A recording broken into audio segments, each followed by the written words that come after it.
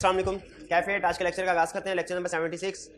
आज के लेक्चर में हम चैप्टर 15 के नेक्स्ट कंसेप्ट स्टडी करने जा रहे हैं। लर्निंग ऑब्जेक्टिव 1 हमने स्टडी कर लिया था और इस चैप्टर में प्रोबेबली जो सबसे अहम चैप्टर है एग्जाम पॉइंट ऑफ व्यू से learning objective 2 topic learning objective 2 probably इस चैप्टर में सबसे अहम एग्जाम पॉइंट ऑफ व्यू से उसको कवर करने जा रहे हैं। और लर्निंग ऑब्जेक्टिव 2 के साथ 3 और 4 भी इंटर रिलेटेड हैं, खासतौर पर 3 भी इंटर रिलेटेड है, तो इनको हम इकट्ठा ही स्टडी करेंगे एक ही गो में। लेकिन उससे पहले हम जो लर्निंग ऑब्जेक्टिव 1 हमने स्टडी किया था उसका क्वेश्चन है, क्वेश्चन को हम प्रैक्टिस कर लेते हैं, क्योंकि इसी क्वेश्चन के ज़रिए से हमारी लर्निंग ऑब्जेक्टिव 1 की रिवीजन भी हो जाएगी। क्योंकि इसके बाद हमारा पहला लेक्चर है, तो प्रोबेबली आपने इससे पहले चैप्टर 15 का जो कुछ पढ़ा होगा या तो होगा आपको, हाँ, उसको थोड़ा रिफ्रेश कर लेते हैं। कितने स्टूडेंट्स ने जो होम असाइनमेंट मैंने आपको दी थी वो किया? ज़रा हाथ उठाइए। कितने स्टूडेंट्स ऐसे हैं जिन्होंने कंप्लीट होम असाइनमेंट की है? सारी? किसी ने नहीं की? किसी एक स्टूडेंट ने की हो? असाइनमेंट थी, असाइनमेंट है। कितने स्टूडेंट्स ऐसे हैं जिन्होंने 50% से ज़्यादा क्वेश्चंस अटेम्प्ट किए होम असाइनमेंट में? 50% से ज़्यादा? मर्जी आपकी, चले कम स्टूडेंट्स है फिर। बहरहाल चैप्टर 15 हम पढ़ रहे थे एनालिटिकल प्रोसीजर्स। इसमें question 1 with reference to ISA 520 analytical procedure explain. क्या एक्सप्लेन करना है? 3 चीजें। What is meant by term analytical procedure? तो यहाँ पे क्या लिखेंगे हम? एनालिटिकल प्रोसीजर की डेफिनेशन। एनालिटिकल प्रोसीजर की डेफिनेशन में लास्ट लाइन क्या होगी? वो इन्वेस्टिगेशन। इन्वेस्टिगेशन वाला पॉइंट आपने लाजमी लिखना है। जैसे मैं बताया ना, डेफिनेशन आई क्या पूछता है ना, तो अक्सर स्टूडेंट्स कंप्लीट डेफिनेशन नहीं लिखते। जैसे इसी तरह मटेरियलिटी की डेफिनेशन है, तो उसमें वो जो क्वालिटेटिव वाली बात है वो बाज़ औक़ात स्टूडेंट्स स्किप कर जाते हैं कि materiality depends on size as well as nature of misstatement. तो डेफिनेशन कंप्लीट लिखनी है हमने। सेकंड पार्ट ये इजी है। Different types of analytical procedure available to editor. Different types of analytical procedure कौन कौन से हैं? 2 बड़ी टाइप्स हैं, एक कंपैरिजन है, एक प्लॉजिबल रिलेशनशिप है। कंपैरिजन की एग्जांपल्स क्या है? इस साल की फिगर को हम लास्ट ईयर के साथ, बजट के साथ, इंडस्ट्री के साथ, कंपेटिटर के साथ कंपेयर करते हैं। प्लॉजिबल रिलेशनशिप की एग्जांपल क्या है? हम फाइनेंशियल स्टेटमेंट की ही किसी इंफॉर्मेशन को किसी दूसरी फाइनेंशियल या नॉन फाइनेंशियल, दोनों में से किसी के साथ भी रिलेट कर सकते हैं। ठीक है, तो रिलेट करने के बाद वेरीफाई करना ये कहलाता है प्लॉजिबल रिलेशनशिप। तो ये 2 टाइप्स हैं, हमने एग्जांपल्स दे दी दोनों की, कंपैरिजन की भी और प्लॉजिबल रिलेशनशिप की भी। फिर कह रहे third, situation in the audit when analytical procedure can be used. ठीक है, ज्यादातर 2 तरह से एनालिटिकल प्रोसीजर यूज होते हैं, लेकिन टोटल 3 यूजेस हैं इसके, जो ज्यादातर हम पढ़ेंगे, पूरे सिलेबस में पढ़ेंगे। एक सिर्फ वराय नाम कंसेप्ट की हद तक है। जो ज्यादातर हम यूज पढ़ते हैं वो है एनालिटिकल प्रोसीजर का use as risk assessment procedure और एनालिटिकल प्रोसीजर का यूज एज सब्सटेंटिव प्रोसीजर। ठीक है, जैसे आपने चैप्टर 3 में जब इन टर्म्स को पढ़ा होगा ऑडिट के प्रोसीजर, तो रिस्क असेसमेंट की एग्जांपल में भी एनालिटिकल प्रोसीजर था, सब्सटेंटिव प्रोसीजर की एग्जांपल्स में भी एनालिटिकल प्रोसीजर था। हाँ, एक और यूज होता है ओवरऑल कंक्लूजन, लेकिन वो पार्टनर, जो एंगेजमेंट पार्टनर होता है वो परफॉर्म करता है, और उसका पर्पस ये होता है कि देख ले क्या जो फाइनल फाइनेंशियल स्टेटमेंट्स है, अब जिसके ऊपर जो ऑडिट हो चुकी है, जिसके ऊपर अब उसने आखिरी काम ये करना है कि साइन करना है रिपोर्ट पे, क्या वो सारी फाइनेंशियल स्टेटमेंट्स के इंडिविजुअल एलिमेंट्स एक दूसरे के साथ सही रिलेटेड है। ठीक है, और दूसरा पार्टनर की अंडरस्टैंडिंग के साथ फाइनेंशियल स्टेटमेंट कंसिस्टेंट है। यानी जो पार्टनर की अंडरस्टैंडिंग है कि डेटर्स कितने होने चाहिए, सेल्स जितनी है, डेटर्स कितने होने चाहिए, कॉस्ट ऑफ सेल्स कितनी होनी चाहिए, फिक्स एसेट जितने हैं, डेप्रिसिएशन कितनी होनी चाहिए, क्या फाइनेंशियल स्टेटमेंट सारी पार्टनर की अंडरस्टैंडिंग के साथ कंसिस्टेंट है कि नहीं, ये देखने के लिए पार्टनर ओवरऑल कंक्लूजन स्टेज पे एनालिटिकल प्रोसीजर भी परफॉर्म करता है। ठीक है, लेकिन ये सिर्फ एक छोटे से कंसेप्ट की हद तक, सिर्फ 3-4 लाइंस का कंसेप्ट है हमारे सिलेबस में। जो ज्यादातर डिस्कशन हमारे सिलेबस में है वो एनालिटिकल प्रोसीजर के कौन से यूजेस की है? एज रिस्क असेसमेंट और एज सब्सटेंटिव प्रोसीजर। अच्छा, लेकिन इस चैप्टर में एनालिटिकल प्रोसीजर का यूज एज रिस्क असेसमेंट नहीं पढ़ेंगे। क्यों नहीं पढ़ेंगे? वो हम रिस्क असेसमेंट वाले चैप्टर 11 में पढ़ चुके हैं। ठीक है, जब हमने सेल्स को पिछले साल के साथ कंपेयर किया, जब हमने एक्सपेंसेस को लास्ट ईयर के साथ कंपेयर किया, जब हमने debtor turnover ratio, creditor turnover ratio calculate किया और उसे लास्ट ईयर के साथ कंपेयर किया, तो रिस्क असेसमेंट के तौर पे यूज हम वो नहीं पढ़ेंगे। तो इसका मतलब चैप्टर 15 हमें क्या सिखा रहा है? एनालिटिकल प्रोसीजर का यूज एज सब्सटेंटिव प्रोसीजर्स। ठीक है, तो इससे पहले एक लेक्चर में हमने एनालिटिकल प्रोसीजर का use as risk assessment study किया था, जिसमें हमने ये देखा था कि कैसे डिफरेंट एरियाज में रिस्क असेसमेंट की जा सकती है फिगर्स के थ्रू, यानी एनालिटिकल प्रोसीजर्स के थ्रू। आज के लेक्चर में हम ये सीखेंगे कि कैसे एनालिटिकल प्रोसीजर्स को सब्सटेंटिव प्रोसीजर के तौर पे इस्तेमाल किया जा सकता है। और सब्सटेंटिव प्रोसीजर का बेसिक पर्पस ध्यान में रखिएगा, वो क्या होता है, फाइनेंशियल स्टेटमेंट में मिस स्टेटमेंट डिटेक्ट करना। क्लियर जी, यहां तक कंसेप्ट आपको याद है? अब यहां से आगे चलें। चलिए अब स्टार्ट करते हैं हम नए कंसेप्ट्स को आज के लेक्चर में जो हम सीखने जा रहे हैं। Use of analytical procedures as substantive procedures. ठीक है, इसमें कंसेप्ट्स तो हैं याद करने वाले, लेकिन एग्जाम्पल्स भी हैं। आपने एग्जाम्पल्स के जरिए से इन कंसेप्ट्स को याद करते रहना है। सबसे पहले तो यहां पे मैं आपको कंपेयर करवाना चाहता हूं एनालिटिकल प्रोसीजर को टेस्ट ऑफ डिटेल के साथ, क्योंकि हमने ये स्टडी किया हुआ है सब्सटेंटिव प्रोसीजर्स की दो टाइप्स हैं। सब्सटेंटिव प्रोसीजर का पर्पस क्या है? To detect misstatement in financial statements at assertion level. ठीक है, यानी फाइनेंशियल स्टेटमेंट में मिस स्टेटमेंट ऐड करना। टेस्ट ऑफ कंट्रोल और सब्सटेंटिव प्रोसीजर में फर्क क्या है? Test of controls internal controls की इफेक्टिवनेस को चेक करते हैं कि वो स्ट्रॉन्ग है कि वीक है। सब्सटेंटिव प्रोसीजर क्या करता है? उसका इंटरनल कंट्रोल से लेना देना नहीं है, उसका फाइनेंशियल स्टेटमेंट से लेना देना। वो फाइनेंशियल स्टेटमेंट में मिस स्टेटमेंट को ढूंढता है। टेस्ट ऑफ कंट्रोल क्या करते हैं? इंटरनल कंट्रोल्स की इफेक्टिवनेस को चेक करते हैं, वो फाइनेंशियल स्टेटमेंट से उनका लेना देना नहीं। और सब्सटेंटिव प्रोसीजर क्या करते हैं? फाइनेंशियल स्टेटमेंट में मिस स्टेटमेंट ढूंढते हैं, इंटरनल कंट्रोल से उनका लेना देना नहीं। तो सब्सटेंटिव प्रोसीजर की दो टाइप्स हैं, एक है टेस्ट ऑफ एनालिटिकल प्रोसीजर और दूसरी है टेस्ट ऑफ डिटेल। दोनों ही मिस स्टेटमेंट्स डिटेक्ट करते हैं फाइनेंशियल स्टेटमेंट्स में, लेकिन दोनों का तरीकाकार डिफरेंट है। दोनों का तरीकाकार डिफरेंट। एनालिटिकल प्रोसीजर का तरीकाकार क्या है कि वो किसी भी एरिया को जिसको हम वेरीफाई करना चाहते हैं, जिसमें मिस स्टेटमेंट ढूंढना चाहते हैं, उसको सिंगल होल एग्रीगेट अमाउंट के तौर पे वेरीफाई करता है।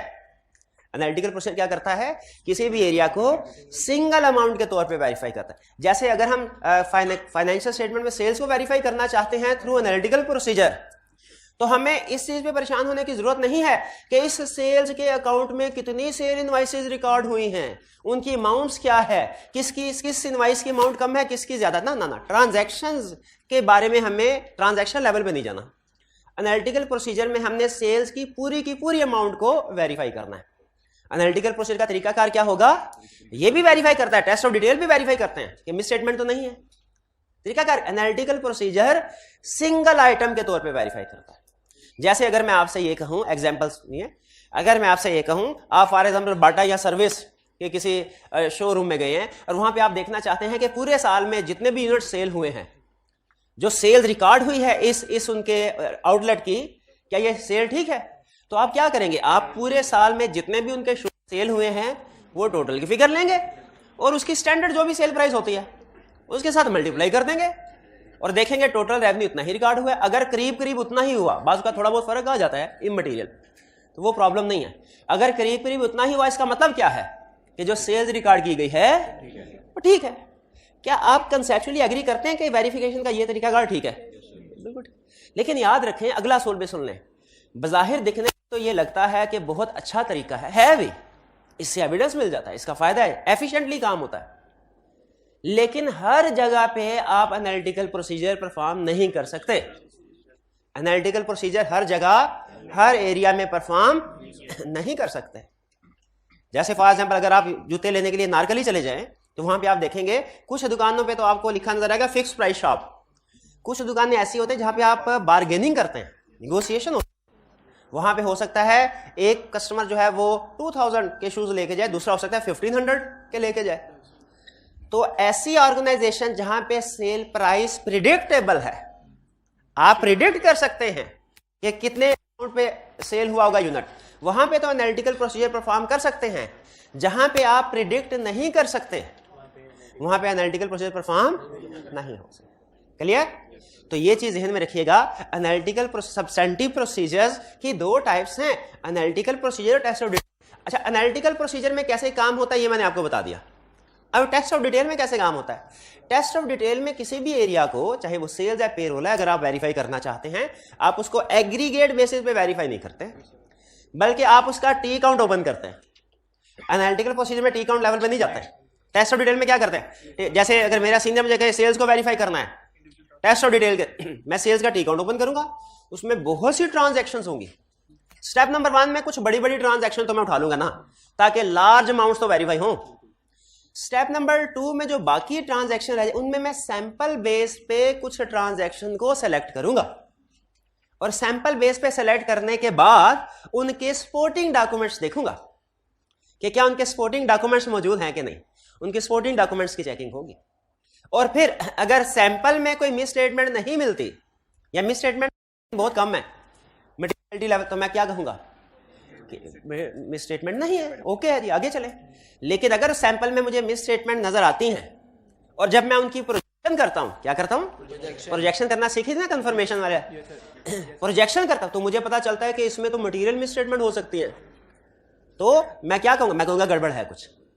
भाई क्लियर हो गया, तरीका कार पता चल गया, एनालिटिकल प्रोसीजर में क्या है, टेस्ट ऑफ डिटेल्स में क्या है, ठीक है।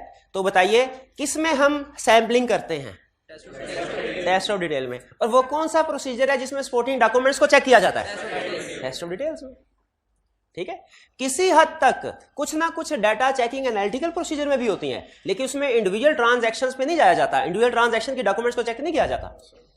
जैसे नॉर्मली हम जब क्लाइंट से पूछते हैं भाई आपके कितने यूनिट्स हैं, तो उसको वेरीफाई करने के लिए क्लाइंट का प्रोडक्शन रिकॉर्ड देख लेते हैं कि वो टोटल यूनिट्स हमें उतने ही बता रहा है जितने प्रोड्यूस होकर सेल हुए हैं। या जब हम क्लाइंट से कहते हैं भाई आप कितने में यूनिट बेच रहे हो, वो सेल प्राइस बताता है, हम कहते हैं बोर्ड ऑफ डायरेक्टर्स की अप्रूवल दिखा दो हमें, ठीक है। लेकिन ट्रांजैक्शन लेवल पे नहीं जाते, ये ध्यान में रखिए। एनालिटिकल प्रोसीजर में कभी ट्रांजैक्शन लेवल पे जाके वेरिफिकेशन नहीं की जाती है तो कैसे, एग्रीगेट बेसिस पे। ये मेन कंसेप्ट ध्यान में रखिएगा, ठीक है। अच्छा अब देखिए, अब क्या कह रहा है, यूज ऑफ एनालिटिकल। अब हम स्टडी कर रहे हैं एनालिटिकल प्रोसीजर को कैसे यूज करना है। अच्छा, जिस तरह हमने ये स्टडी किया था ना कि पॉजिटिव कंफर्मेशन जहां मर्जी यूज कर लें, उसकी कोई कंडीशन नहीं है, लेकिन अगर कंफर्मेशन में नेगेटिव कंफर्मेशन यूज करनी है उसकी कंडीशंस हैं। उसी तरह यहां पे आपको सिखा कह रहा है टेस्ट ऑफ डिटेल्स, अगर आपने सब्सटेंटिव प्रोसीजर में टेस्ट ऑफ डिटेल वाली ऑप्शन सेलेक्ट करनी है, जिस मर्जी एरिया में सेलेक्ट कर लें, कोई टेंशन नहीं है। लेकिन अगर सब्सटेंटिव प्रोसीजर में एनालिटिकल प्रोसीजर वाली ऑप्शन सेलेक्ट करनी है, इसकी कुछ कंडीशंस हैं। जैसा नेगेटिव कंफर्मेशन की कंडीशंस थी ना कि ये कंडीशन पूरी होंगी तो नेगेटिव कंफर्मेशन, वरना 4 कंडीशन थी, यहां पे भी समझ लीजिए तकरीबन 4 ही हैं, 4 ही हैं। 5वीं असल में वो जब कोई प्रॉब्लम आए फिर 5वां स्टेप परफॉर्म करते हैं, वरना 4 स्टेप। तो क्या एनालिटिकल प्रोसीजर को एज सब्सटेंटिव प्रोसीजर यूज किया जा सकता है? यस, किया जा सकता है।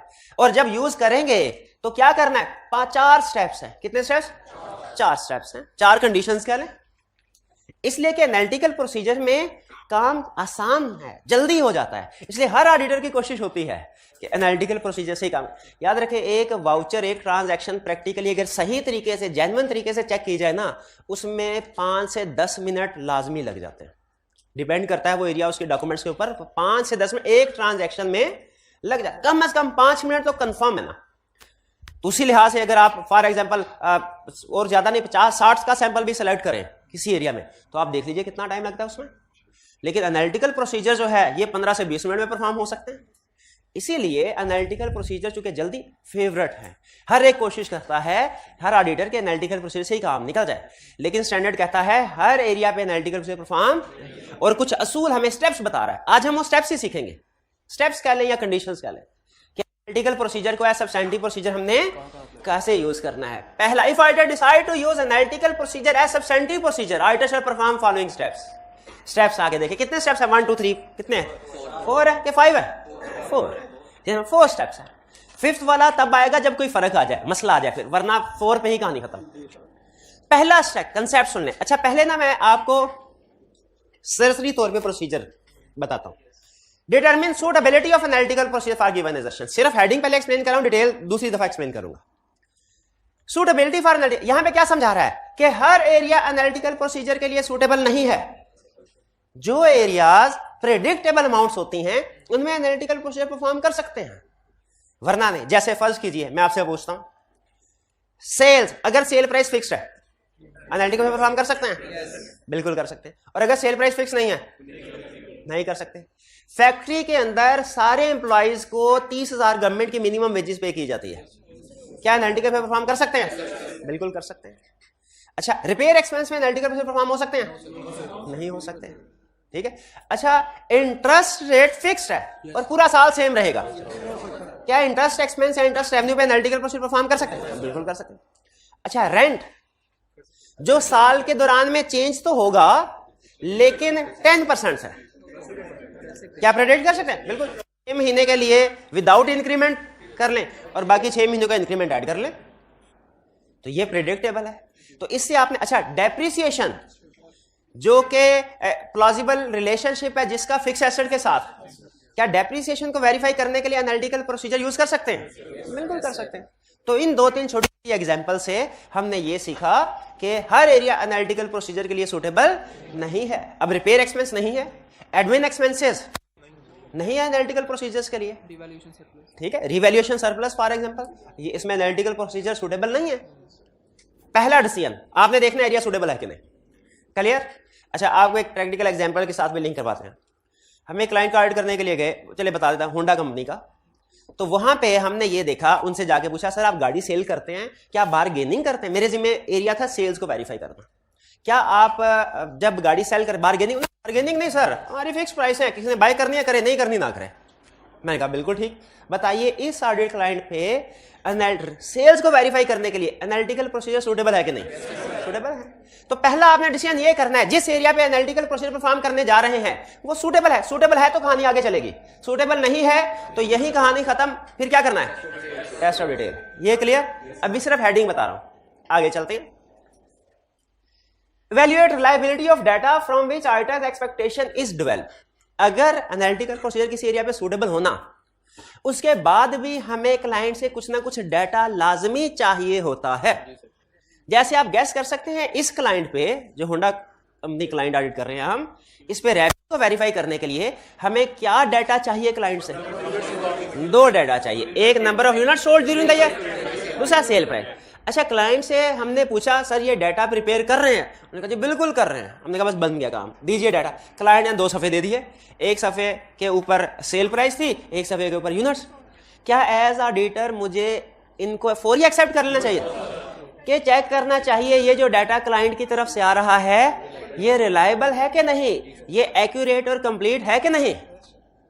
शायद इसी तरह यही कंसेप्ट चैप्टर 10 लर्निंग ऑब्जेक्टिव 1 के एंड पे था, या पता नहीं चैप्टर 3 में था, कि जब कभी आपने क्लाइंट का डाटा यूज करना है, इंफॉर्मेशन प्रोड्यूस्ड बाय एंटिटी, उसकी एक्यूरेसी और कंप्लीटनेस को चेक करना है। इस तरह का कोई कंसेप्ट कहीं पढ़ा आपने? ये कहीं पे लिखा हुआ है चैप्टर 3 या चैप्टर 10 में कहीं पे, ठीक है। कि जब कभी, तो क्या मुझे ये डाटा जो क्लाइंट ने दिया एज इट इज एक्सेप्ट कर लेना चाहिए? नहीं, कि इसकी रिलायबिलिटी को वैल्यूएट करना चाहिए, रिलायबिलिटी को वैल्यूएट करना चाहिए। मैंने कहा भाईजान ये बोर्ड ऑफ डायरेक्टर्स की अप्रूवल लेके आए, क्या अप्रूवल होती है आपके? हमने कहा कंट्रोल स्ट्रॉन्ग है सर, अप्रूवल है, ये ले डायरेक्टर्स ने प्राइस की अप्रूवल दिया। फिर हमने चेक किया डाटा उसका प्रोडक्शन रिकॉर्ड के साथ, ओपनिंग स्टॉक कितना था, प्रोड्यूस कितने हुए, सेल कितने हुए, क्लोजिंग कितना है। जब सारी चीजें मैच कर गई फिर मैंने उस इंफॉर्मेशन को यूज किया। भाई दूसरा स्टेप भी क्लियर हो गया कि जो पहले डाटा जिसके ऊपर जिसको एनालिटिकल प्रोसीजर में यूज करना है उसकी रिलायबिलिटी चेक कर लो। रिलायबिलिटी चेक फिर क्या करना है? Develop precise expectation to identify misstatement. Develop precise expectation, precise expectation develop, इसमें आपने फोकस एक्सपेक्टेशन के ऊपर रखना पहले, कि आप अब अपनी एक्सपेक्टेशन डेवलप करें कि मेरे मुताबिक रेवेन्यू कितना होना चाहिए। मैंने एक्सपेक्टेड रेवेन्यू क्लाइंट का कैसे कैलकुलेट किया होगा, कैसे एस्टिमेट किया होगा?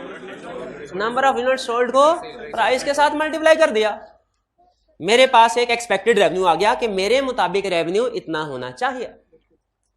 अच्छा, वो फिगर जो है ना आपकी, वो प्रिसाइज होनी चाहिए। प्रिसाइज का मतलब कि स्पेसिफिक सिंगल अमाउंट, कोई ब्रॉड रेंज नहीं होनी चाहिए कि जैसे सर आपके यूनिट्स कितने सेल हुए हैं। फॉर एग्जाम्पल अगर क्लाइंट ये कहे सर आप यूनिट कितने में सेल करते हैं, वो कहे सर 15-20 लाख में हम अपना एक गाड़ी सेल कर देते हैं। अब 15-20 लाख ये ब्रॉड रेंज है, ये प्रिसाइज नहीं है। इसकी बेस पे आप एनालिटिकल प्रोसीजर परफॉर्म नहीं कर सकते, क्योंकि 15 से मल्टीप्लाई करेंगे कि 20 से, कि एवरेज से। एवरेज भी बाजू का ठीक अमाउंट नहीं देते, क्योंकि हो सकता है ज्यादातर गाड़ियां 20 लाख पे सेल हुई हो और 2-4 गाड़ियां जो है वो 15 पे सेल हुई हो। तो इसीलिए हमारी एक्सपेक्टेशन क्या होनी चाहिए? प्रिसाइज होनी चाहिए। और ये एक्सपेक्टेशन कैसे डेवलप होगी? रेवेन्यू को मल्टीप्लाई कर देंगे। प्राइस के साथ फॉर एग्जांपल। ये वैसे एरिया टू एरिया वेरी करता है। अगर पेरोल में हम वेरिफिकेशन कर रहे हैं एनालिटिकल प्रोसीजर के जरिए से, तो नंबर ऑफ एम्प्लॉइज को पर मंथ सैलरी के साथ और फिर 12 के साथ मल्टीप्लाई कर देंगे। तो थर्ड स्टेप में क्या हुआ, हमने एक एक्सपेक्टेड फिगर कैलकुलेट कर ली। अब क्या करना है इस एक्सपेक्टेड फिगर को, फोर्थ स्टेप में सोचें, कंपेयर करना है क्लाइंट की रिकॉर्डेड फिगर के साथ। किसके साथ? क्लाइंट की रिकॉर्डेड फिगर के साथ। और देखना इसमें डिफरेंस है कि नहीं, कुछ ना कुछ डिफरेंस आएगा। अगर तो कोई डिफरेंस नहीं है बेहतरीन, लेकिन ऐसा बहुत कम होता है। ऐसा सिर्फ हम प्रैक्टिकली रेंट का एरिया वेरीफाई करते थे ना, उसमें कोई डिफरेंस नहीं आता था, क्योंकि वो 12 से मल्टीप्लाई कर ले, रेंट पता होता है कितना होता है। वरना बाकी सेल्स, पेरोल वगैरह, इनमें कुछ ना कुछ डिफरेंस आ जाता है। अब जब डिफरेंस आया वो परेशानी की बात नहीं है, कुछ ना कुछ डिफरेंस आएगा, जाहिर अंदाजा फिर अंदाजा है, वो एक्चुअल के बराबर तो नहीं हो सकता।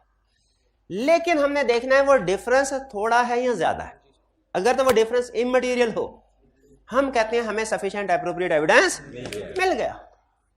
लेकिन अगर वो डिफरेंस मटेरियल है, मटेरियलिटी लेवल से ज्यादा है, अच्छा मजे की बात सुने, स्टिल हमने उसको इन्वेस्टिगेट करना है।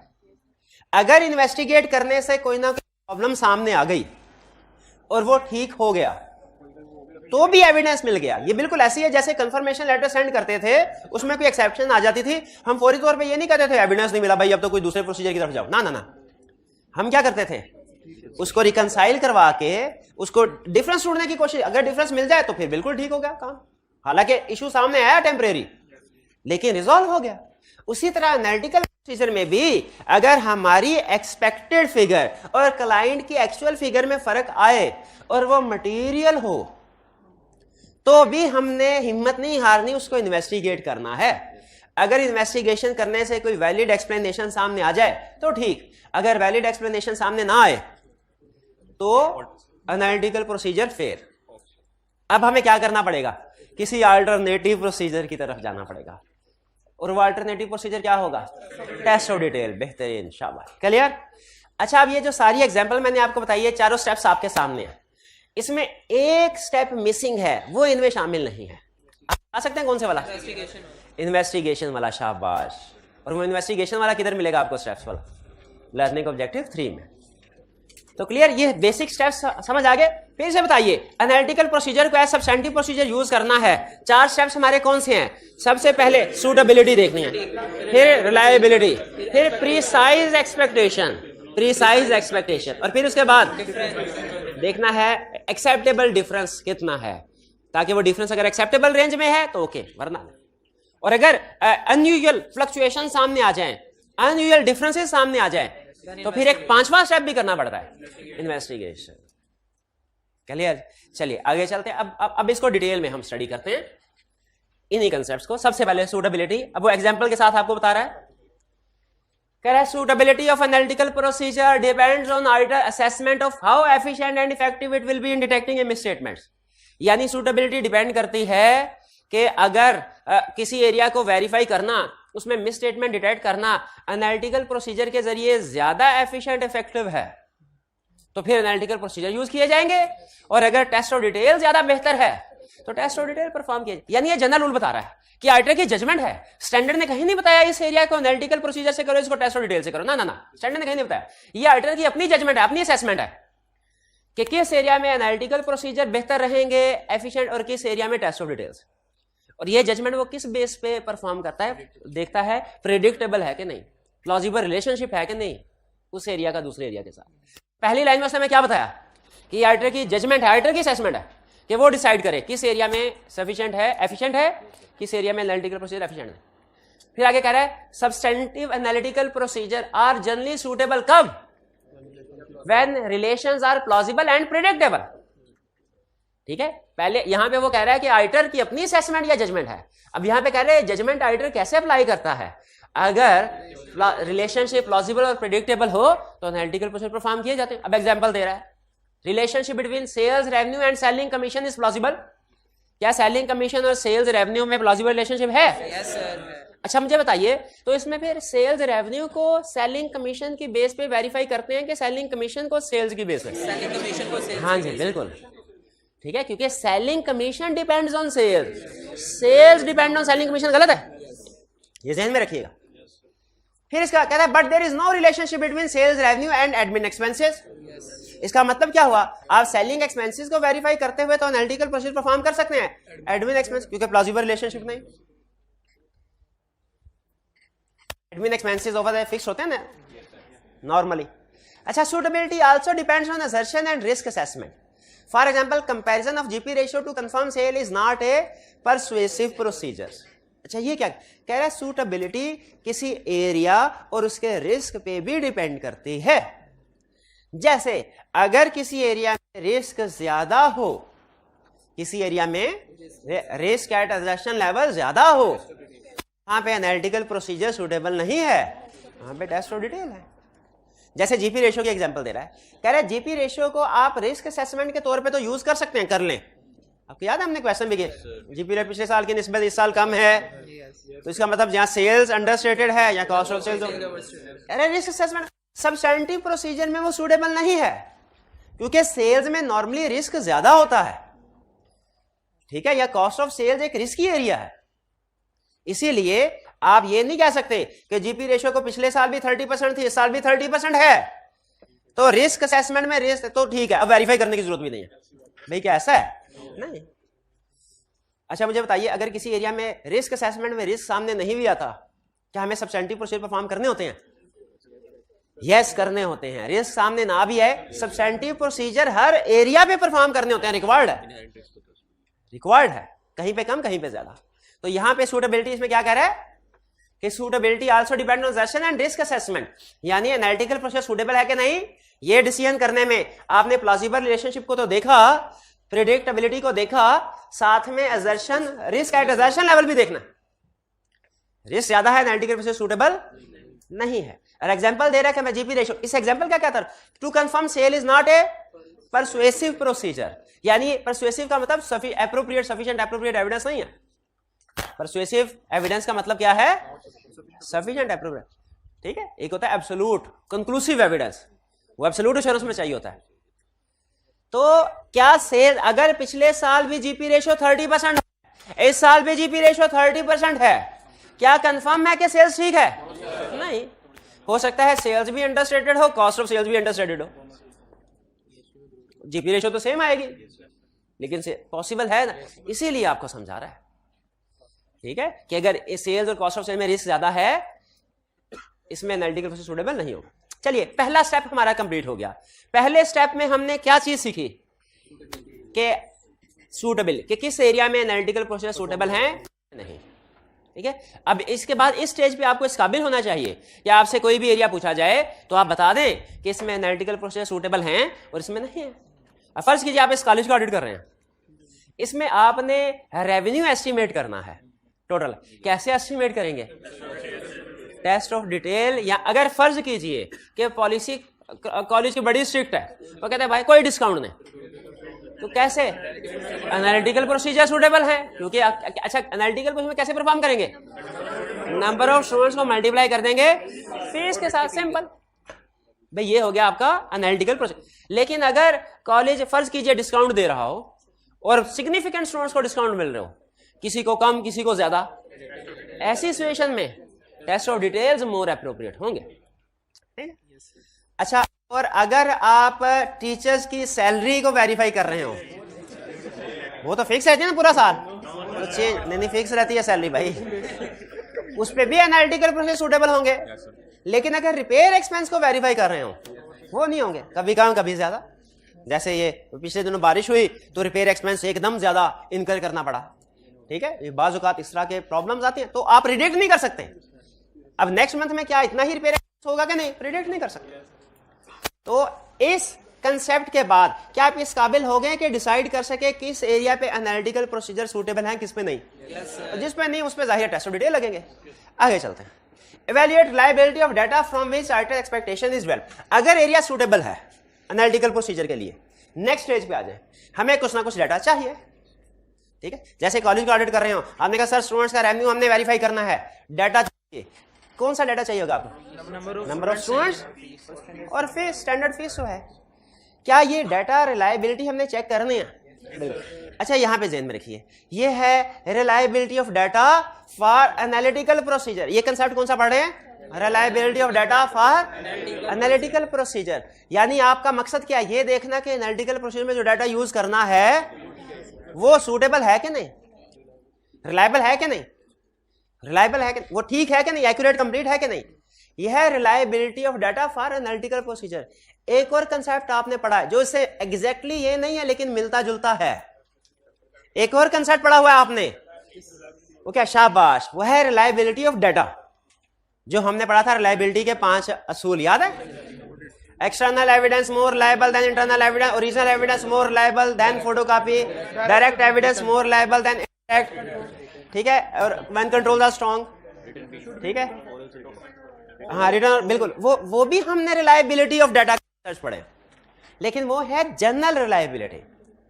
ये क्या है? रिलायबिलिटी फॉर एनालिटिकल प्रोसीजर्स, ठीक है? मिलता जुलता है, सेम नहीं है। तो क्वेश्चन, क्या इसके रिलायबिलिटी के पॉइंट एग्जैक्टली वही होंगे जो रिलायबिलिटी ऑफ डाटा हमने पढ़ा चैप्टर 3 में पढ़ा था? वही होंगे। इसका जवाब हो सकता है कुछ हो सेम लेकिन कुछ डिफरेंट हो, क्योंकि कंसेप्ट मिलता जुलता है, वो ही नहीं है। ये एग्जाम में भी ध्यान रखना है, रिप्रोडक्शन का क्वेश्चन भी पूछ सकता है कि बताओ reliability of data for analytical procedure. अगर एनालिटिकल प्रोसीजर का लफ्ज आ गया ना क्वेश्चन के अंदर, चैप्टर 3 में नहीं जाना, चैप्टर 15 में आना। अब कौन कौन से फैक्टर है? Source of information, controls over accuracy and completeness of information, nature and relevance of information, comparability of financial. अच्छा, अब ये जो पहले 2 पॉइंट्स है, ये वही कंसेप्ट है जो पहले पढ़ा। सोर्स ऑफ इंफॉर्मेशन मतलब डिपेंडेंट सोर्स से अगर डाटा आया वो मोर रिलायबल है। Controls over accuracy and completeness of information, अगर कंट्रोल स्ट्रांग है इंफॉर्मेशन तो डाटा मोर रिलायबल है। लेकिन अगले 2 पॉइंट्स डिफरेंट है। Nature and relevance of information, कि जो इंफॉर्मेशन की नेचर क्या है। जैसे कह रहा है budget can be use, budget को एनालिटिकल प्रोसीजर में यूज कर सकते हैं, हम कर सकते। कह रहा है, अब एग्जांपल दे रहा है, सिर्फ ज्यादा नहीं सोचना इसके ऊपर, सिर्फ एग्जांपल दे रहा है।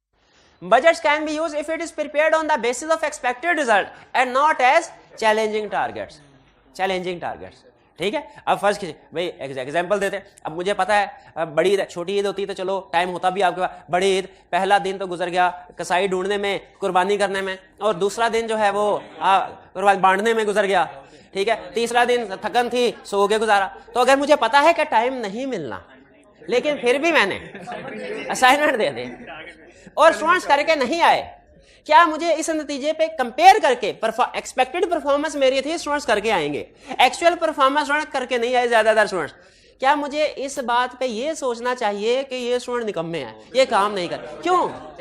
हाँ, क्योंकि चैलेंजिंग था, एक्सपेक्टेड नहीं था, ठीक है? चैलेंजिंग था, लेकिन फिर भी 50% तक करके आना चाहिए था, ठीक है? चैलेंजिंग था, चैलेंजिंग था, एक्सपेक्टेड। इसके साथ परफॉर्मेंस कंपेयर नहीं की। क्या ये एक सही एनालिटिकल प्रोसीजर होता कंपैरिजन करने के लिए?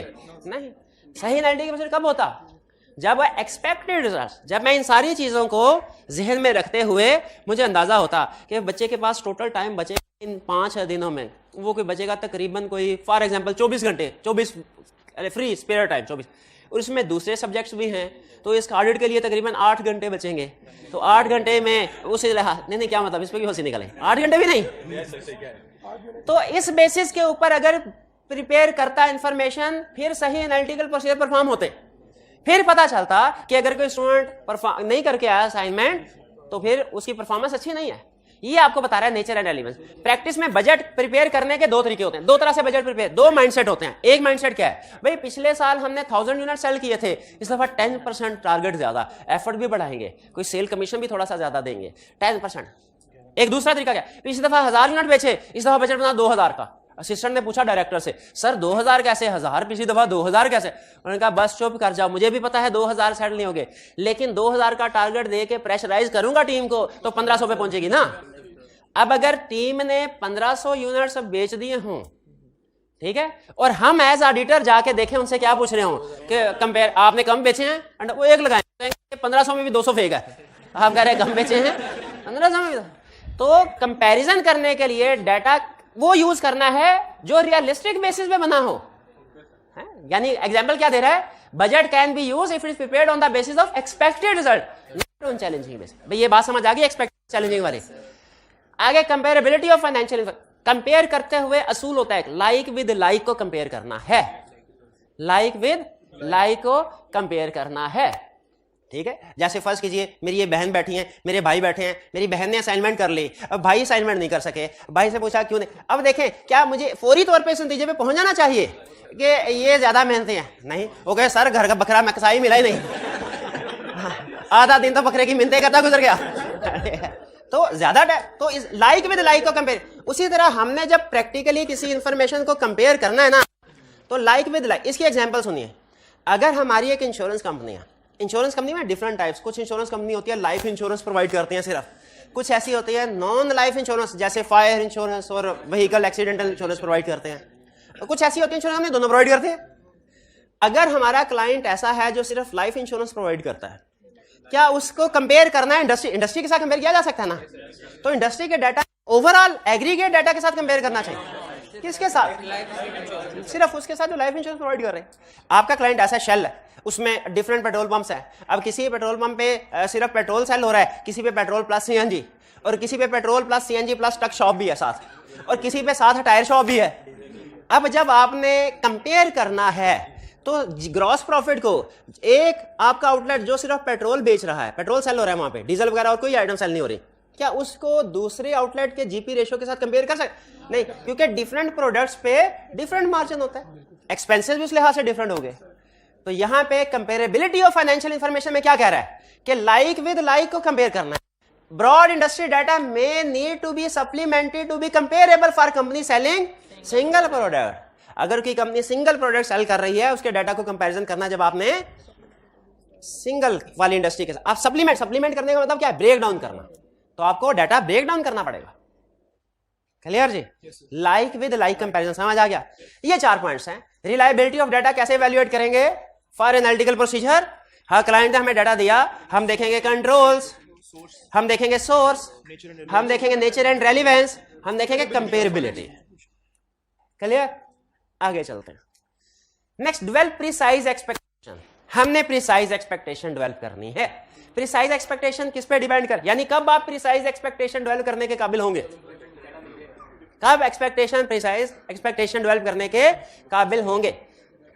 देखिए, एक है प्रिसाइज एक्सपेक्टेशन। कह रहे प्रिसाइज एक्सपेक्टेशन तब आप डेवलप कर सकते हैं जब financial and non financial available हो, इंफॉर्मेशन अवेलेबल है, और इंफॉर्मेशन को डिसएग्रीगेट भी किया जा सकता है। जितना ज्यादा इंफॉर्मेशन का ब्रेकअप अवेलेबल होगा, जितना ज्यादा डिसएग्रीगेट कर सकते हैं, उतना ही ज्यादा प्रिसाइज एक्सपेक्टेशन डेवलप होगी, और accuracy with which amounts can be predicted. और जितना ज्यादा डिसएग्रीगेटेड होगा, उतना ही एक्यूरेटली आप इंफॉर्मेशन को प्रिडिक्ट कर सकते हैं। इसको एग्जांपल से समझिए। ये जो होंडा वाली एग्जांपल मैंने आपको दी ना, इसमें थोड़ा सा ट्विस्ट है, कहानी इतनी सिंपल नहीं। ट्विस्ट ये था उस वक्त के मुताबिक, अब तो शायद वो ज्यादा मॉडल सेल करते हैं, उस वक्त 3 तरह के मॉडल सेल होते थे। एक उनका होता था सिविक, एक सिटी और एक अकॉर्ड, होंडा अकॉर्ड। इन तीनों की सेल प्राइस डिफरेंट थी। तो जब मैंने उनसे कहा सर कितने यूनिट सेल किए, उन्होंने कहा सर ये लीजिए टोटल 1200 यूनिट्स। मैंने कहा प्राइस कितनी है? सर 20 लाख से लेके 50, उस वक्त के मुताबिक 20 लाख से लेके 50 लाख तक। तो मैंने कहा अच्छा 20 लाख, अगर सारे यूनिट्स 20 लाख पे हों तो हमारा तकरीबन फॉर एग्जांपल जितना कितना 200 करोड़ रेवेन्यू बनता है। 50 लाख पे हो तो 500 करोड़ बनता है। इसका मतलब है रेवेन्यू कोई 200 से 500 करोड़ के दरमियान में होगा। नहीं, ये मेरा सही 90% नहीं है। इसमें क्या गलती की मैंने? प्रिसाइज एक्सपेक्टेशन, एक्सपेक्टेशन तो है, प्रिसाइज मतलब सिंगल वैल्यू लेके आओ। मैंने क्लाइंट से कहा सर क्या आपके पास financial and non financial information, आप सारी गाड़ियों का रिकॉर्ड रखते हैं कितनी सेल की? बिल्कुल रखते हैं। दूसरा सवाल पूछा मैंने, क्या इन गाड़ियों के रिकॉर्ड को आप डिसएग्रीगेट कर सकते हैं कि इनमें से कितनी गाड़ियां सिटी थी, कितने सिविक, कितने? मैंने कहा सर बिल्कुल डिसएग्रीगेट कर सकते हैं। मैंने कहा बन गया काम। जितना ज्यादा आप डिसएग्रीगेट कर सकते हैं, उतना ही एक्यूरेटली मैं प्रेडिक्ट कर सकूंगा रेवेन्यू कितना होना चाहिए। फिर उन्होंने मुझे तीनों गाड़ियों के अलग-अलग यूनिट्स बताए और उनके अलग-अलग सेल प्राइस भी अलग-अलग बताई। अब मुझे बताइए, अब जो मैंने रेवेन्यू एस्टिमेट किया, ये है प्रिसाइज एक्सपेक्टेशन। ब्रॉड एक्सपेक्टेशन में और प्रिसाइज एक्सपेक्टेशन में फर्क समझ आया? तो हमें ब्रॉड एक्सपेक्टेशन डेवलप करनी है कि प्रिसाइज एक्सपेक्टेशन। फिर इसके बाद एक्सपेक्टेशन डेवलप की। अब जो मैंने एक्सपेक्टेशन डेवलप की थी उसमें जो रेवेन्यू और क्लाइंट का रेवेन्यू कम था, क्लाइंट का रेवेन्यू कम था, मैंने डिफरेंस लिखा, देखा डिफरेंस इमटेरियल था। डिफरेंस क्या था? Immaterial. इमटेरियल था। तो मैंने क्या किया? वो है सफिशिएंट एप्रोप्रिएट एविडेंस मिल गया। यहां तक क्लियर? अब चलते हैं भाई, चारों स्टेजेस क्लियर एग्जांपल के साथ। Determine difference, this depends on materiality, ये बात समझ आ गई। अब एक और एग्जांपल लेके चलते हैं। इसमें कहानी में तो अच्छा ये वो आप सवाल पूछते थे ना सर, कंपेयर करने से कंप्लीटनेस और एक्यूरेसी पे एविडेंस कैसे मिलता है? तो जब कभी एनालिटिकल प्रोसेस परफॉर्म करेंगे कौन सी एजम्पशन वेरीफाई होती है? और एक्यूरेसी। फिर आपको ये एग्जांपल्स बता रहा है, ये अब ये छोटे छोटे कंसेप्ट्स हैं, 2-3 छोटे छोटे कंसेप्ट्स हैं, फिर आपको दोबारा रिवाइज करवाता हूं। ये सारा जो हमने पढ़ा अभी दोबारा रिवाइज होगा एक एग्जांपल के जरिए प्रैक्टिकली। अब ये ऑप्शनल है आपके लिए, लेकिन मेरी सजेशन है कि पढ़ लें। ये जो टेबल है ये क्या है? ऑप्शनल है। ICAP ने अभी तक एनालिटिकल प्रोसीजर को रिस्क असेसमेंट के तौर पे तो टेस्ट कर रहा है, सब्सटेंटिव प्रोसीजर के तौर पे नहीं। लेकिन अगर सब्सटेंटिव प्रोसीजर के तौर पे करेगा ना, ये टेबल आपके काम आएगा। अब चूंकि अभी तक ICAP ने टेस्ट किया नहीं, इसलिए मैंने इसको ऑप्शनल कह रहा हूं, वरना पढ़ने में कोई हर्ज नहीं है। और कुछ भी नहीं ना, आपको पता चल जाएगा प्रैक्टिकली किन किन एरिया एनालिटिकल प्रोसीजर परफॉर्म होते हैं और कैसे होते हैं। पढ़ लेंगे टेबल तो क्या पता चलेगा प्रैक्टिकली किन किन एरियाज पे एनालिटिकल प्रोसीजर परफॉर्म होते हैं as substantive, as risk assessment तो जिधर मर्जी कर लेना, as substantive procedure in areas. और कैसे होते हैं? जैसे सेल्स कैसे, unit price, number of unit sold. Depreciation कैसे वेरीफाई होती है? Into balance of fixed assets, ठीक है, लेकिन इसमें एडिशनल डिस्पोजल की सेपरेट एडजस्टमेंट करनी होती है। सैलरीज एक्सपेंस कैसे? पहले दो तरीके। पहला, एवरेज पे रेट हर एम्प्लॉय की जो है उसे आप नंबर ऑफ मंथ से मल्टीप्लाई कर दें और नंबर ऑफ एम्प्लॉय से मल्टीप्लाई कर दें। फैक्ट्री में 30,000 हर मजदूर की सैलरी है, कितने मजदूर है सर? 50 मजदूर हैं। एस्टिमेट कीजिए कितनी होगी सैलरी फैक्ट्री की? 30,000 इंटू 50 इंटू 12। एक तरीका ये भी। एक और तरीका भी है, वो क्या? पिछले साल दिसंबर के महीने की सैलरी वेरीफाइड है कि नहीं? दिसंबर के महीने की सैलरी उठाएं, मल्टीप्लाई कर दें किसके साथ? 12 के साथ। कभी मैच नहीं होगी। हाँ जी, इंक्रीमेंट ऐड कर दो फिर भी मैच नहीं होगा। ये प्रैक्टिस में प्रॉब्लम होती है भाई। हाँ, जॉइनर और लेवर्स का इफेक्ट भी ऐड करना है। जॉइनर्स ऐड नहीं फिर हो जाएंगे, फिर क्लाइंट के साथ बैठ जाते हैं हम। तो जॉइनर्स का इफेक्ट ऐड होगा कि लेस होगा? ऐड होगा। और लीवर्स जो छोड़ के चले गए लेस होगा। ठीक है जी। कमीशन एक्सपेंस, ये कैसे प्रैक्टिकली सब्सटेंटिव पे परफॉर्म करते हैं? अगर कोई रेट दिया हुआ है, जैसे बात उसका 2%, 3%, 10%, मल्टीप्लाई कर देंगे, या नंबर ऑफ यूनिट्स के साथ कितना यूनिट सेल किया। Rent expense, monthly rent multiplied by months occupied, जितने महीने बिल्डिंग इस्तेमाल की। Interest expense, completeness of accrual, current year की अक्रूवल को लास्ट ईयर के साथ कंपेयर कर। ये किसी हद तक रिस्क असेसमेंट प्रोसीजर, लेकिन चले कोई बात नहीं। तो ये लिस्ट है आपके सामने उन एरियाज की जिनमें एनालिटिकल प्रोसीजर ना सही बोले, जिनमें एनालिटिकल प्रोसीजर परफॉर्म हो सकते हैं। नहीं सही बोले, analytical procedure as substantive procedure perform हो सकते हैं, एज सब्सटेंटिव प्रोसीजर। ठीक, फिर कह रहा है अच्छा सब्सटेंटिव प्रोसीजर्स परफॉर्म हर एरिया पे परफॉर्म करने होते हैं। सब्सटेंटिव प्रोसीजर, क्या सब्सटेंटिव प्रोसीजर हर एरिया पे परफॉर्म करने हैं? सब्सटेंटिव प्रोसीजर हर एरिया पे क्या लाजमी है? एनालिटिकल प्रोसीजर हर एरिया पे क्या लाजमी है? टेस्ट ऑफ डिटेल हर एरिया पे नहीं। जहां पे एनालिटिकल से फिट होते हैं वहां पे एनालिटिकल करो, जहां पे टेस्ट ऑफ डिटेल वहां टेस्ट ऑफ डिटेल कर लो। क्या सिर्फ एनालिटिकल प्रोसीजर परफॉर्म किए जा सकते हैं? अब देखें, अब मैं क्वेश्चन को ना कंफर्मेशन रिवाइज करा। कंफर्मेशन लेटर हमने नॉर्मली सेंड करना होता है, कुछ को पॉजिटिव कुछ को नेगेटिव, कुछ को पॉजिटिव कुछ को नेगेटिव। एक पार्टी की बात कर रहा हूं, एक पार्टी को अगर नेगेटिव कंफर्मेशन सेंड किया तो लाजम क्या जरूरी है कि उसको पॉजिटिव भी सेंड किया जाएगा? और अगर पॉजिटिव सेंड किया तो क्या जरूरी है नेगेटिव भी? भाई कंफर्मेशन लेटर सेंड करना ना, एक ही सेंड करो, या पॉजिटिव करो या नेगेटिव। अच्छा, एक और कंसेप्ट है, वो फर्क है कि ऊपर वाली कैटेगरी को पॉजिटिव और नीचे वाली कैटेगरी को नेगेटिव, ये हो सकता है। लेकिन एक ही कैटेगरी को पहले पॉजिटिव फिर नेगेटिव, या पहले नेगेटिव फिर ऐसा हो सकता है? ऐसा नहीं हो सकता। उसी तरह हर एरिया में सब्सटेंटिव प्रोसीजर परफॉर्म करना लाजमी है, चाहे एनालिटिकल करो चाहे टेस्ट ऑफ डिटेल करो। ठीक है, अब एनालिटिकल में परफॉर्म किया तो टेस्ट ऑफ डिटेल की जरूरत नहीं, टेस्ट ऑफ डिटेल किया एनालिटिकल की जरूरत नहीं।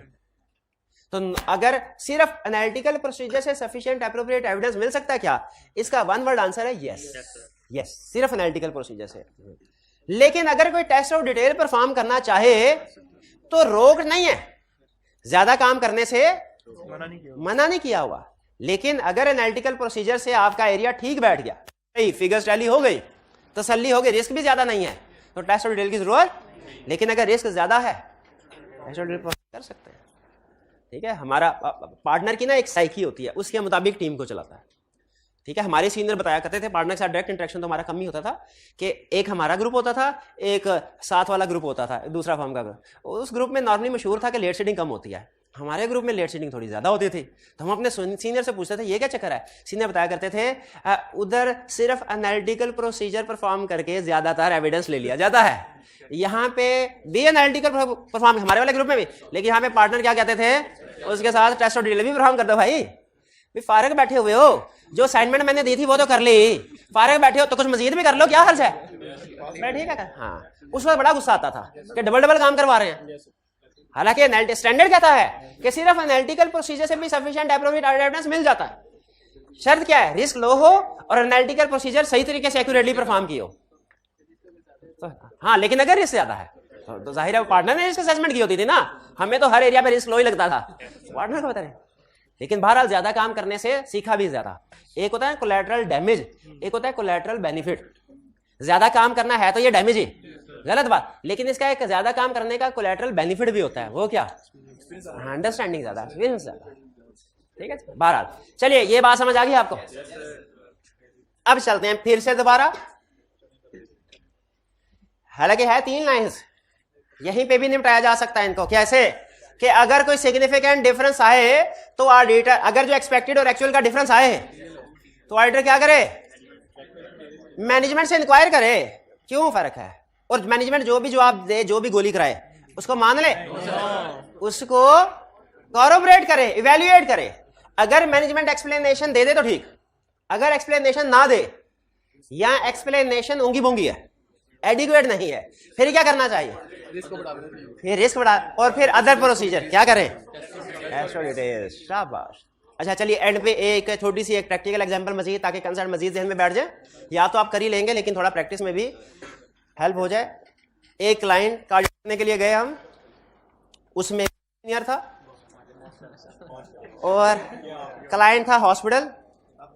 अच्छा, हॉस्पिटल गाइड करने के लिए गए।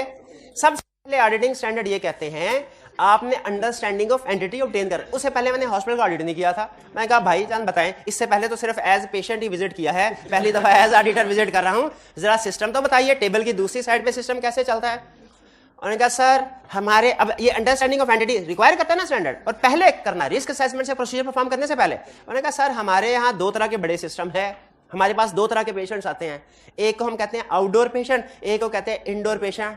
मैंने कहा explain with the help of example. उसने कहा सर आउटडोर पेशेंट वो होता है जो आया, उसने डॉक्टर को चेकअप करवाया, डॉक्टर ने रसीद लिखे, प्रेस्क्रिप्शन लिखे, वो चला गया। उसकी एक पर्ची फीस होती है 100 रुपया फॉर एग्जाम्पल, वो पर्ची फीस हम है, और फिर उसके बाद डॉक्टर चेक करता है और पेशेंट खुद मेडिसिन वगैरह ले लेता है बाहर से। इसमें हमें हर पेशेंट के 100 रुपया फीस। और मैंने कहा दूसरा, कहता है दूसरा इंडोर पेशेंट है, ये ऐसे पेशेंट होते हैं जो ज्यादा सीरियस केस होता है, उनको एडमिट होना पड़ता है।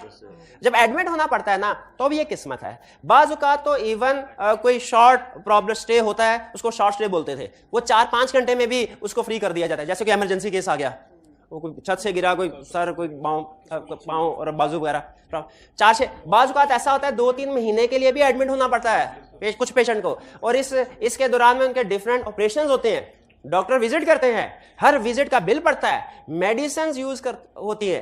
तो हम रिकॉर्ड, एक फाइल बनती है हर पेशेंट की, पेशेंट की फाइल आपने शायद देखा हो, कभी विजिट करें ना, खासतौर इंडोर वाले, उसके ऊपर एक एक पेशेंट का पूरा रिकॉर्ड होता है, 1-1 घंटे का रिकॉर्ड होता है बाजू का।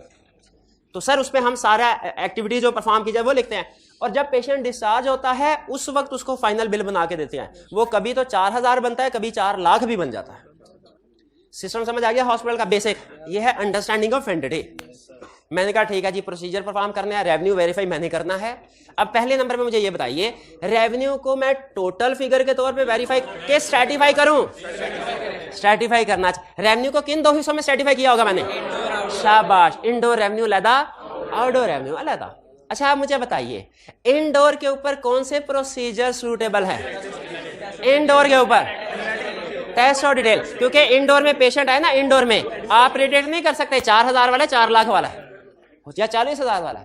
और आउटडोर इसमें प्रेडिक्टेबल है जी, रेवेन्यू प्रेडिक्टेबल प्लॉजिबल रिलेशनशिप है, बिल्कुल है। इसी तरह किया, ठीक है। अब इनडोर को कैसे, पहले इनडोर निपटा लेते हैं। इनडोर को मैंने कैसे वेरीफाई किया होगा?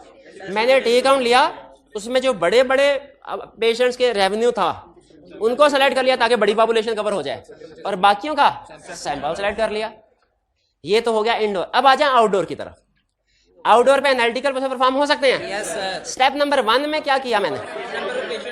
क्लाइंट से इंफॉर्मेशन, अब सूटेबिलिटी है ये आप डिसाइड कर। स्टेप नंबर 2 डाटा चाहिए। डाटा मैंने कौन सा लिया होगा?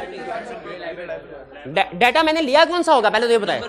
नंबर ऑफ पेशेंट और पर्ची फीस। नंबर ऑफ पेशेंट में रजिस्टर रखा होता है, जो भी पेशेंट आता है उसकी एंट्री करते थे इसको। मैंने वो रजिस्टर देख लिया, कंट्रोल स्ट्रांग थे, ठीक है। और फिर मैंने पर्ची फीस डायरेक्टर्स ने अप्रूव की थी, उधर ट्रस्टी थे, बोर्ड ऑफ ट्रस्टी कहते थे या बोर्ड ऑफ गवर्नर कहते थे, उन्होंने अप्रूव की। मैंने कहा बिल्कुल ठीक, हमें सेट हो गया काम। रिलायबिलिटी ऑफ डाटा हो गया। फिर इसके बाद एक्सपेक्टेशन। जैसे ही मैं एक्सपेक्टेशन डेवलप करने लगा, रेवेन्यू प्राइस को मल्टीप्लाई करके यूनिट से क्लाइंट ने हाथ पकड़ लिया। उसने कहा नहीं सर नहीं करने दूंगा। मैंने कहा क्यों नहीं, ये तो मेरा काम है। उसने कहा सर एक चीज भूल रहे हैं, सारे के सारे पेशेंट को 100 से ना मल्टीप्लाई करें। हमारे यहाँ 15 डिपार्टमेंट्स हैं, एक डिपार्टमेंट की फीस 100 है, एक की 20 रुपए भी है, और एक की 30 भी है, एक की 50 की भी थी। हाँ जी। फिर क्या, अब जब बताइए अगर मैं मल्टीप्लाई एज इट इज कर देता, प्रिसाइज एक्सपेक्टेशन डेवलप ना होते।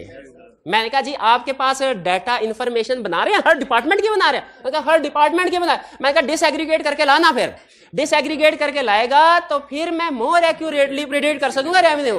उसने 15 डिपार्टमेंट के नंबर ऑफ पेशेंट्स और फिर उसके बाद वो 25 जितने भी डिपार्टमेंट थे उनके सबकी पर्ची फीस ली। मैंने हर एक को उसके साथ मल्टीप्लाई, एक्सेल के ऊपर सारा डाटा एंटर किया, मल्टीप्लाई करके टोटल किया उस, और जब ये आगे प्रिसाइज अच्छा अब मेरे पास प्रिसाइज एक्सपेक्टेशन डेवलप हो गई।